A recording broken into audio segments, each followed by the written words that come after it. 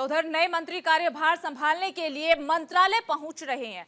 Rail मंत्रालय पहुंचे हैं अश्वनी वैष्णव, दूसरी बार रेल मंत्रालय का कार्यभार संभाल रहे हैं। तो लगातार जिम्मेदारी मिल चुकी है, अब कार्यालय पहुंच रहे हैं नए मंत्री। एस जयशंकर विदेश मंत्रालय पहुंचे हैं, इन्हें भी दूसरी बार विदेश मंत्रालय की जिम्मेदारी दी गई है। भूपेंद्र यादव ने भी अपना कार्यभार संभाल लिया है। पर्यावरण मंत्रालय की जिम्मेदारी भूपेंद्र यादव को मिली है, तो दूसरी बार रेल मंत्रालय की जिम्मेदारी मिली है अश्वनी वैष्णव को। विदेश मंत्रालय की जिम्मेदारी एस जयशंकर को दूसरी बार मिली है। तो सभी जो मंत्री हैं वो मंत्रालय पहुंच रहे हैं, जिम्मेदारी संभाल रहे हैं, कार्यभार संभाल रहे हैं। भूपेंद्र यादव ने भी अपना कार्यभार संभाला है। पर्यावरण मंत्रालय की जिम्मेदारी भूपेंद्र यादव के कंधों पर।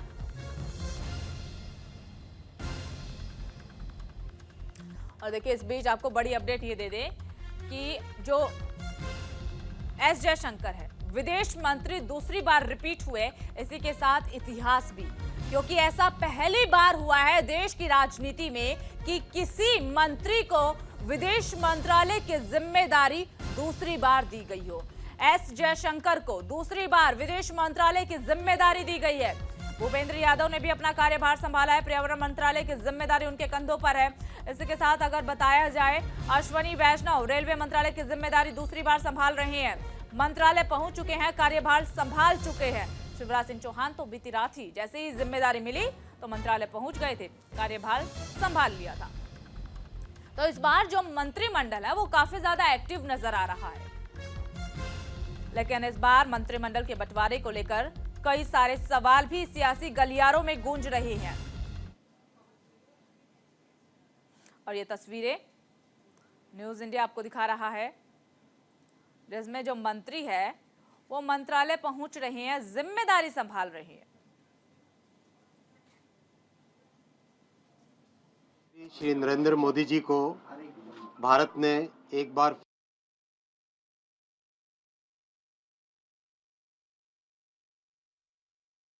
आज भारत जो है सचमुच उनका मित्र है। उन्होंने देखा है कि संकट के समय में कि अगर एक देश ग्लोबल साउथ के साथ खड़ा है तो वो भारत है। उन्होंने देखा है कि जब G20 की अध्यक्षता के समय में हम लोगों ने अफ्रीकन यूनियन की सदस्यता को आगे किया था, तो दुनिया हम पर विश्वास करती है और हमारी जिम्मेदारियां भी बढ़ रही हैं। तो हमें विश्वास है कि मोदी जी के नेतृत्व में भारत की जो पहचान जो है दुनिया में वो बढ़ेगी जरूर। और UNSC का सवाल आपने उठाया, पर उसके अलग अलग और भी पहलू हैं और मुझे पूरा विश्वास है कि उनके नेतृत्व में मोदी 3.0 की विदेश नीति जो है बहुत सफल होगी। प्रधानमंत्री श्री नरेंद्र मोदी जी को भारत ने एक बार फिर आशीर्वाद देकर देशवासियों की सेवा का जो एक मौका दिया है, उसमें रेलवे का बहुत बड़ा एक रोल रहेगा। आप जैसा जानते हैं, पिछले 10 वर्षों में प्रधानमंत्री श्री नरेंद्र मोदी जी ने रेलवे में बहुत बड़े सुधार किए हैं। रेलवे का इलेक्ट्रिफिकेशन हो, नई पटरियां बनानी, नए तरह की ट्रेन्स लानी, स्टेशंस का रीडेवलपमेंट, ये 10 वर्षों की प्रधानमंत्री श्री नरेंद्र मोदी जी की बड़ी उपलब्धियां हैं। और रेलवे को एक इसलिए फोकस पे रखा है प्रधानमंत्री जी ने, क्योंकि रेलवे साधारण नागरिकों की, आम नागरिकों की सवारी है और अपनी देश की अर्थव्यवस्था की एक बहुत मजबूत रीढ़ की हड्डी है। इसीलिए रेलवे पे बहुत फोकस है। मोदी जी का भावनात्मक संबंध है रेलवे के साथ।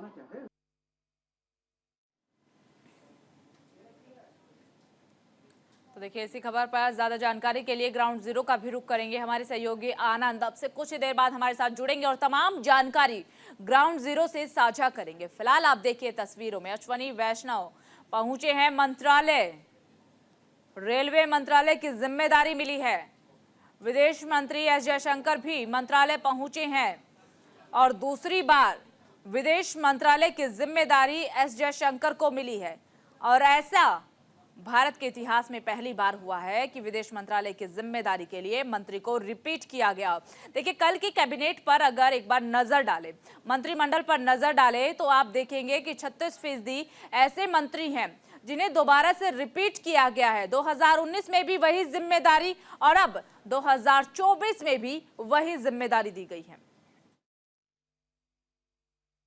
जिम्मेदारी को मैं निर्वहन करने के लिए पूरी तत्परता के साथ कार्य करूंगा। पूरी दुनिया में जो पर्यावरणीय संकट है उसके बहुत बड़े एक्शन कार्यक्रम के रूप में माननीय प्रधानमंत्री जी द्वारा ग्लासगो की कॉप में mission life environment friendly lifestyle इसका प्रारंभ किया गया था, जिसको आज सस्टेनेबल डेवलपमेंट और जो दुनिया में एक सबसे बड़ा इस समय विषय है mindful consumption rather than mindless utilisation, उसको लेकर के mission life environment friendly lifestyle पूरे दुनिया में चल रहा है। इस मंत्रालय द्वारा अनेक कदम माननीय प्रधानमंत्री जी के नेतृत्व में पिछले 10 वर्षों में उठाए गए हैं और हम पर्यावरण और विकास इसको साथ साथ लेकर के आगे बढ़ रहे हैं। कुछ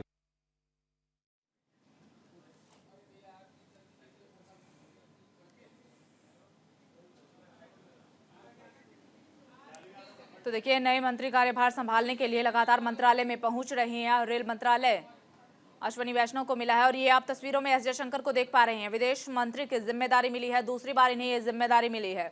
स्वागत किया गया है मंत्रालय पहुंचने पर, तो बेहद ही शानदार काम इन्होंने किया है, इसीलिए एक बार फिर से इन्हें रिपीट किया गया। हालांकि अगर कैबिनेट पे नजर डाली जाए तो 7 मंत्रालय रिपीट किए गए हैं, यानी कि 36% मंत्री रिपीट यहां पर किए गए हैं। इसी के साथ एक और जानकारी आपके साथ साझा कर देते हैं। देखिए, अगर आप इतिहास में जाए, यानी कि 2019 में जाए, 2014 में जाए, 2009 में जाए, 2004 में जाए, तो हर बार जो मंत्रिमंडल के बाद विभागों का बंटवारा हुआ है वो 17 घंटों में हो चुका है। कभी 16 घंटे, कभी 17 घंटे, कभी 13 घंटे, मैक्सिमम इतना ही समय लगा है। लेकिन 2024 में सबसे ज्यादा समय लगा है। 23 घंटे 30 मिनट में विभागों का बंटवारा किया गया है रिजल्ट आने के बाद। और चलिए ग्राउंड जीरो का रुख कर लेते हैं। सहयोगी आनंद हमारे साथ जुड़ चुके हैं। आनंद, देखिए, आपके पास क्या कुछ जानकारी है वो साझा कीजिए। सबसे पहले तो विभागों का बंटवारा कर दिया गया है, मंत्रालय पहुंच रहे हैं लगातार मंत्री। जी, आपने बिल्कुल सही कहा। कल शाम को ही तमाम मंत्रियों ने जिन्होंने शपथ ली थी उनके विभागों का बंटवारा कर दिया है और आज का दिन सुबह लगभग 7:30 बजे से ही तमाम अलग अलग मंत्री अपने विभाग जा रहे हैं और अपना कार्यभार संभाल रहे हैं। दरअसल अगर संवैधानिक तौर पर बात किया, जब संसद भंग हो जाती है तो उसके बाद जब मंत्रिमंडल बनता है तो कहीं ना कहीं एक ड्यूटी होती है उसको ग्रहण करने को लेकर।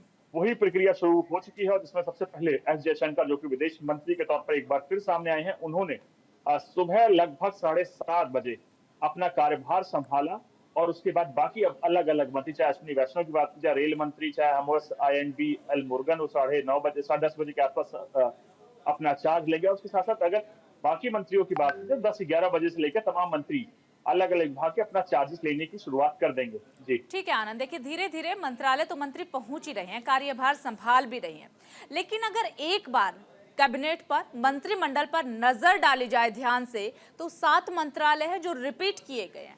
ऐसे में कई सारे सवाल सियासी गलियारों में गूंज रहे हैं, साथ ही साथ सहयोगी दलों में भी सुगबुगाहट तेज हो गई है, आवाज उठानी शुरू कर दी है।